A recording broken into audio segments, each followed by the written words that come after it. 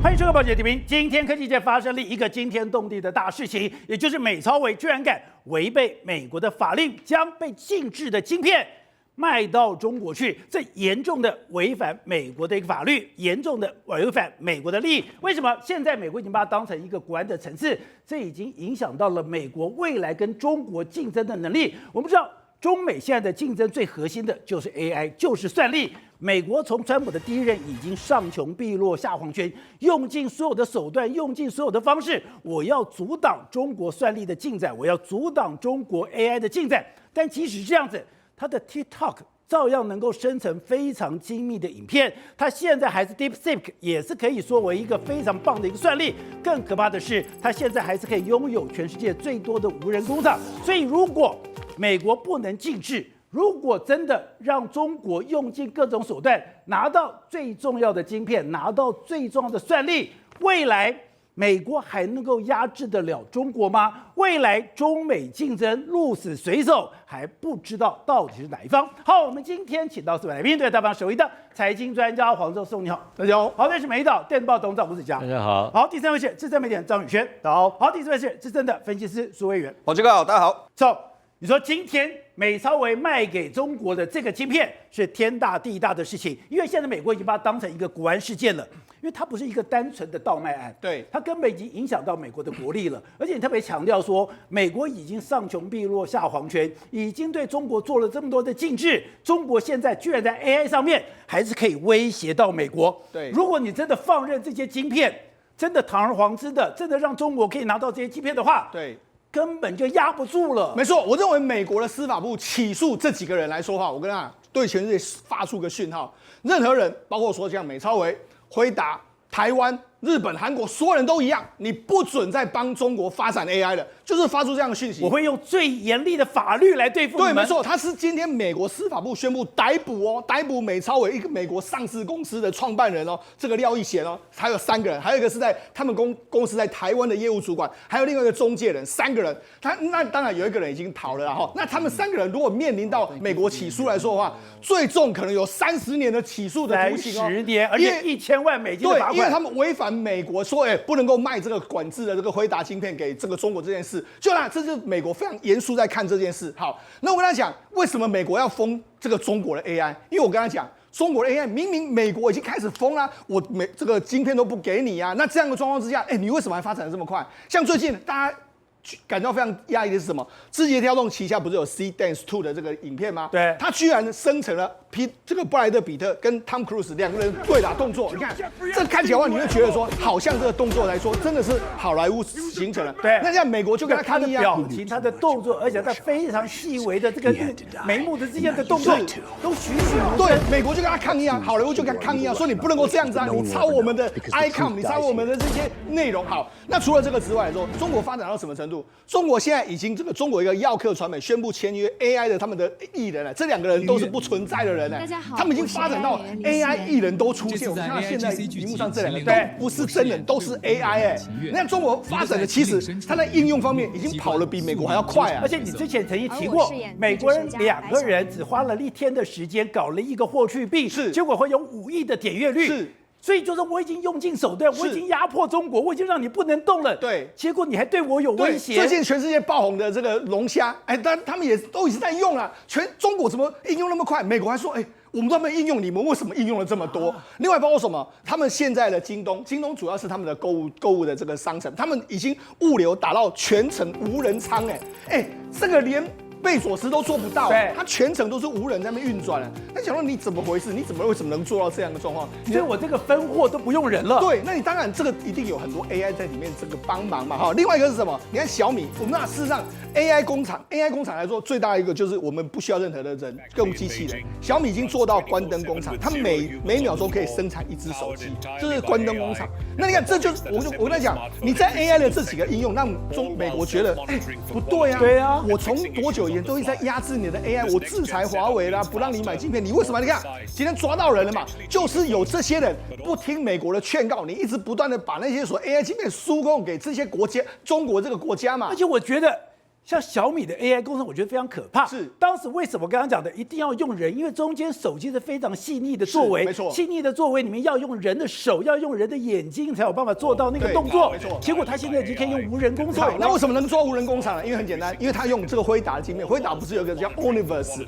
用个虚拟工厂跟实际工厂两个在那边不断的训练之后，他就可以做到了。这就是美国担心啊，你用 AI 来做了太多事情，让美国无法承受啊。好，那我们都知道人为财死，鸟为食亡。对。可是你没有想到这个利益居然庞大到这种程度。对。这整个金额是25亿美金。可是刚刚讲到，你现在卖给中国的晶片，你是可以 double， 你可以 triple， 你可以2倍、3倍的卖过去。对。那代表这中间庞大的利益。那中国之前不是讲吗？哎呦，我们可以自我生产，我们要以这个所谓的晶片自主。你说那是骗人的。中国现在在整个中美竞争里面，算力还是牢牢的被卡脖子，当然卡脖子，所以他就要用尽各种手段，不计任何代价，我都要拿到这些晶片。但相反的，美国也是不计任何代价，不择任何手段，我要挡住中国拿到这些晶片。没错，我们现在讲，那中国不是说，我们有华为晶片啊，一大堆晶片，为什么不要用？我跟他讲，事实上，以现在华为最先进的晶片，相对于辉达晶片来说，你至少辉达晶片是你的6到10倍。我想这就是最差这么多，对，血淋淋的事情。另外一个是什么？辉达它有这个 CUDA 这个系统，CUDA 系统有非常多人才，你要用这个华为的系统去写的话，你要重新再来，很困难。所以我们去年不是听到一件事吗？原本 DeepSeek 设计出来的时候，这个习近平就跟 DeepSeek 的这个梁文峰说，我跟你说啊，你就用我们的华为晶片来跑啊，就跑到后来，它产品生产不出来，跑不出来，他后来还是用这个辉达晶片再把它完成新的东西。所以呢，中国一定还是要用华为的好，所以中国要用华为，用这个辉达，所以那。这时候呢，就给了国际上一些所谓的中间人士来了嘛。对，我跟他讲，我们以行情来说，一套 H100的伺服器系统，在美国成本大概是30到50万，你经过台湾中阶之后，最多卖到中国去，可以60到80万，大概约莫是2倍到3倍。对，另外一个还有中介费啊。中介费高达20到30%，所以很多人要赚这个钱呢。宝姐，30到50万美金的最后60到80万的中间费是20万美金呢。对，都是一套辉达的系统的钱呢，你要不要赚？所以当然他们就铤而走险嘛。但这就代表辉达对他们多重要。是你刚才讲。辉达的晶片跟这个所谓的华为的晶片差6倍，对。可是我们讲哦，你只是初始6倍哦。是。如果你再把中间那个层层叠叠的加下来，刚才讲的2奈米、3奈米差多少？差2倍。是。可是你把外面的层层叠，他说就像堆积木一样，没错。中间很多的联系，是。你会越叠越慢，越叠越慢。是。出厂2到3倍，可是到了终端就差20倍了。对，所以差距非常多。好，所以我们跟他讲，如果你去看了美国的起诉书的话，我们看上一章，你会觉得很荒谬。为什么？它完全都被美国掌握住。美国为什么会知道呢？因为主要是有一个非常重要的证据被美国抓到了。因为主要是这个创办人叫廖亦贤，他做什么呢？宝杰，你知道吗？他居然因为他们这个公司呢，他们是就假装有这个东南亚的公司跟美超微下单，那跟美超微下单之后呢，就从台湾发货，所以台湾这个人呢就把他货运到东南亚去，他们运到什么地方？运到仓储，听说还遇到养鸡场，他们要做什么？养鸡场，对，他们要这个把它偷龙转凤，什么偷龙转凤？就是真的在这边，但是他们做的一个假的，那真的他们把真的那个标签撕下来之后放到这个假的地方去，然后这个真的当然就没有标签嘛，我就可以输到中国去。然后这个假的标签里面来说，你看他们还拿什么？拿吹风机在吹啊！对，这个完全都被人家拍得一清二楚吧？你要把标签这样子给拿下来，后面有粘着剂，是粘着剂要用这个所谓的吹风机把它吹干了以后才容易撕下来，不会有印子。对，结果就像刚刚讲的，这相关人等都在干这些事。对，而且你知道还怎么样吗？他们原本还用工业电风扇，后来可能太强了，好像会焦掉，他们还用吹风机，所以我们才看到有吹风机。你看。美国都掌握到这些东西，那最致命的是什么？他们私底下都用 Signal 一个这个加密的这个在这边互相传，结果呢，里面来说啊，就有一个人传了一张照片，这个照片是这个廖董事长、廖创办人，他亲自在那边贴那个所谓标签，所以。他也像这个人一样，对，一手拿着吹风机，一手拿着标签，对，他就亲自在那边贴，他有100亿身价，对，所以就是变成这样，就变成他完全死无葬身，就是那张照片让他咬死了，就是他知道这件事情，所以他现在整个美国都，我跟你讲，美国早就盯上你，只是美国没有要收网，对，那没有要收网的时候，我为什么现在我就跟你讲，为什么现在要爆出这件事？你要除了这件事之外，黄仁勋说什么？我们现在 H200可以卖到中国去了。中国说我们没有知道这件事，所以我跟你讲嘛，美国现在要封死所有的走私的管道，有什么？有我川普总统自己发货，我要卖你中国什么东西就中国什么东西，你谁的不准？如果你谁敢跳过美国的监控，这样的话，30年以上的刑期伺候你，就是这样。我们都觉得中美大对抗，特别在 AI 这一块。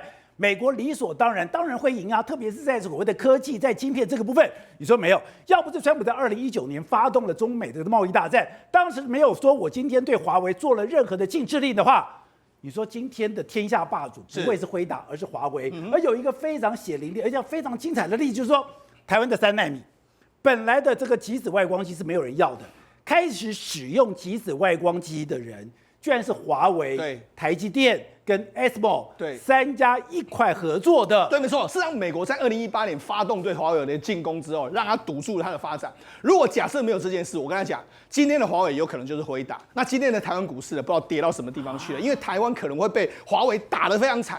为什么这样说呢？是因为我们讲，在当时华为还没被制裁的时候，它是台积电第2大客户，仅次于这个苹果。那但是呢，华为过去都用，因为我们知道说华为的手机它要用最新的技术，所以台积电从7奈米、5奈米，其实第一个客户都是华为，而且不只是第一个客户都是华为哦，华为跟现在的辉达一样敢赌。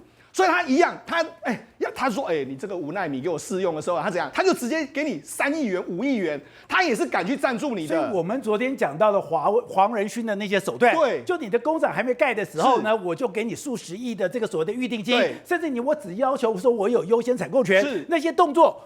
华为都是这样做，那甚至当时的时候呢 ，EUV 的来说啊，进入5奈米、3奈米的时候，没有人要用，没有人用的时候，你知道谁第一个来用吗？就是华为。那你知道这有什么意思呢？因为 EUV 没有人用过，只有台积电有，所以呢，当时的这个技术是 EUV 的这个艾斯摩尔、华为还有台积电3个在摸索，我怎么样在生产线上面能够把它 run 的比较顺。所以当时其实很多技术都是华为的这个帮助非常大。另外一个，全世界第一个使用 CoWoS 的，你知道是谁吗？也是华为啊！所以我跟你讲，华为早就已经这个大到我们无法想象。要不是美国当时把它压住的话，今天绝对真的没有这个。所以说，中美在这个战争是生死相搏。对，所以不只是川普这样认为啊，你看连黄仁勋他也认为啊，华为非常可怕啊。所以来说，真的美国一定会想办法压住中国的 AI 发展。吴董，我看完这个故事之后，我才知道那是暴利耶！你现在怎么走私军火啦，走私毒品啦，走私任何东西？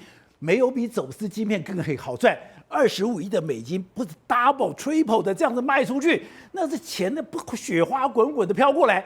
你说这是两岸三地现在最敏感的部分，甚至你在台湾这几年来都有人找你问问看，说有没有门路可以买到晶片？这个是现在的这个所谓的这种两岸的贸易的最大量，就这个部分嘛。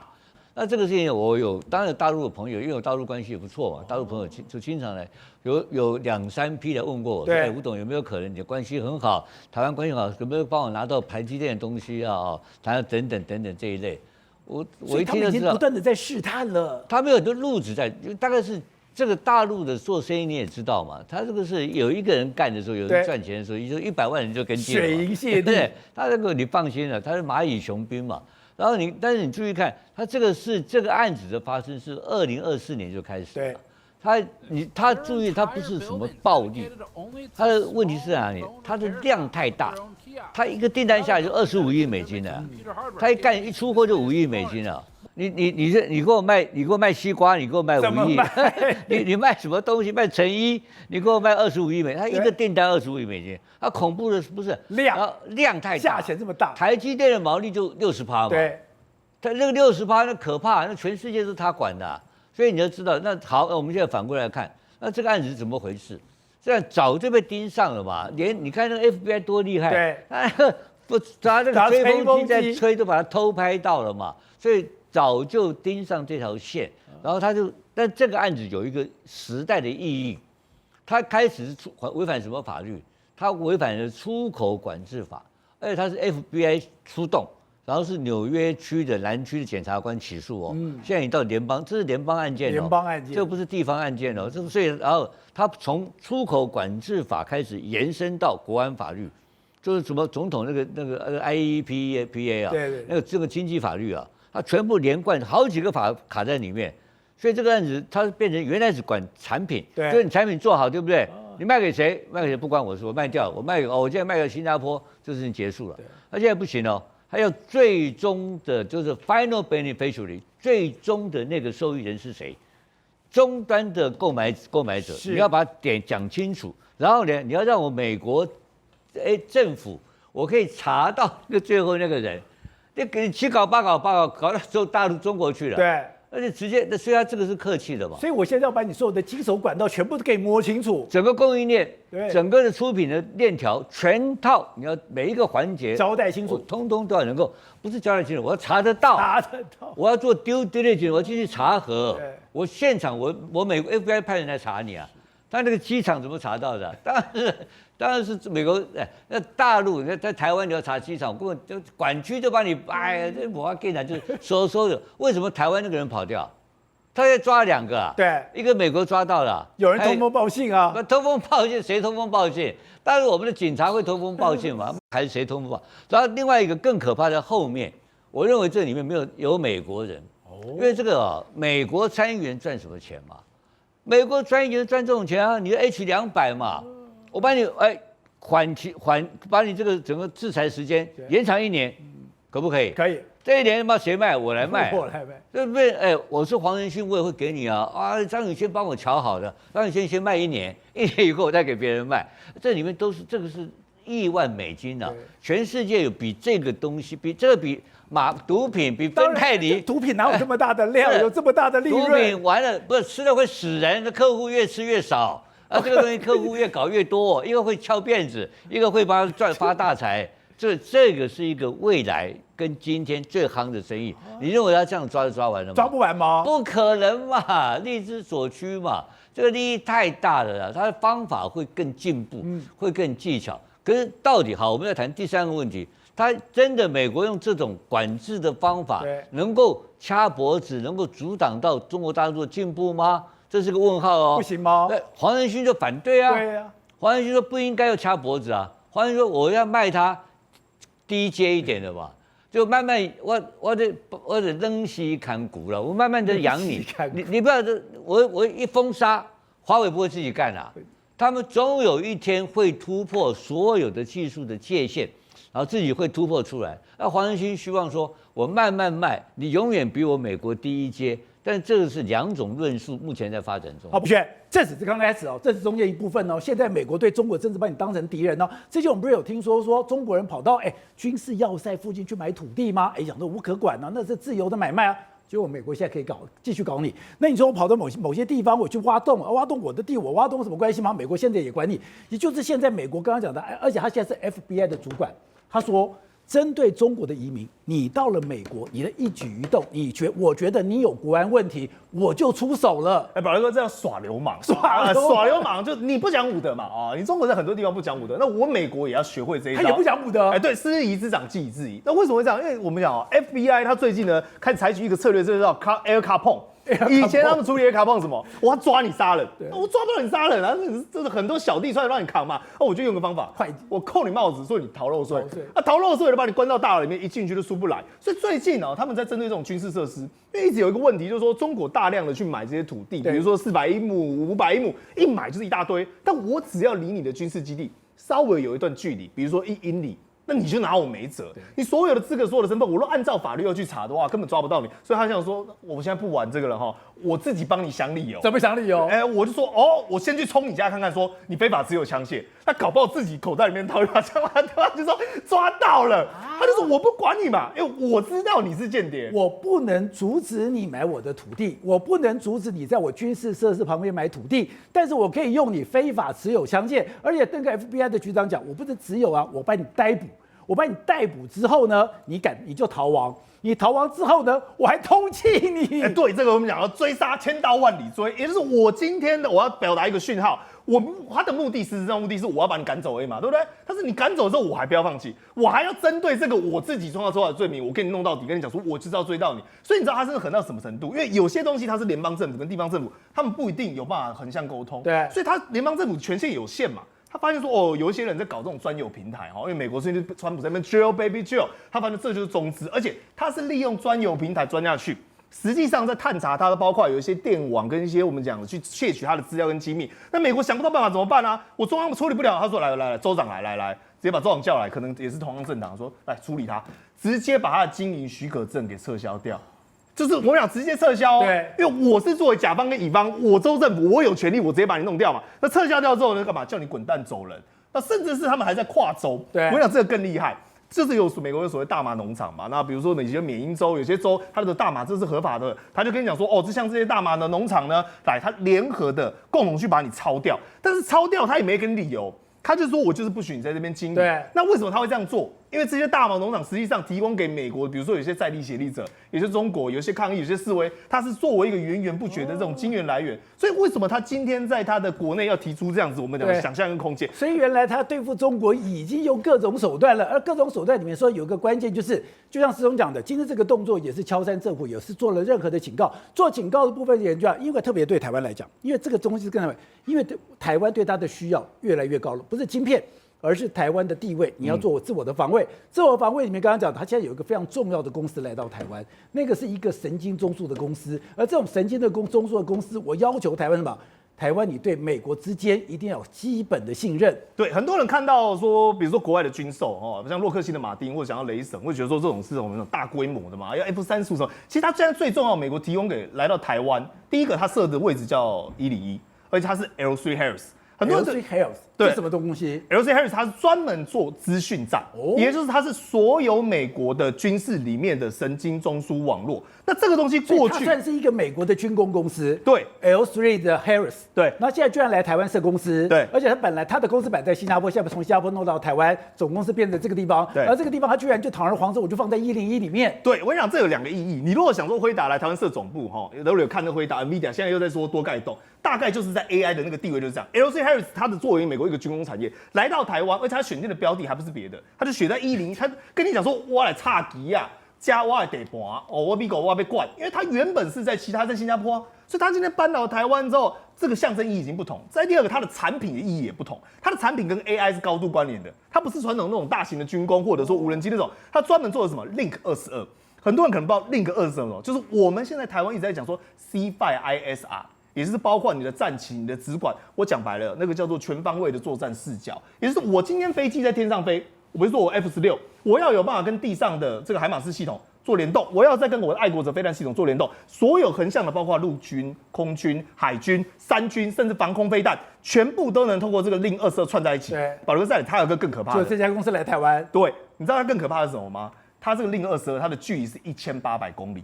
所以代表你知道什么吗？包括可能在日本的稍微西南诸岛的也可以跟我们串联，菲律宾的也可以串联，所有这些共同图像都在串联。所以当它今天这个东西，它会随着 AI 时代不能演进，而美国提供 offer 给我们这个，它在受这么一个概念嘛。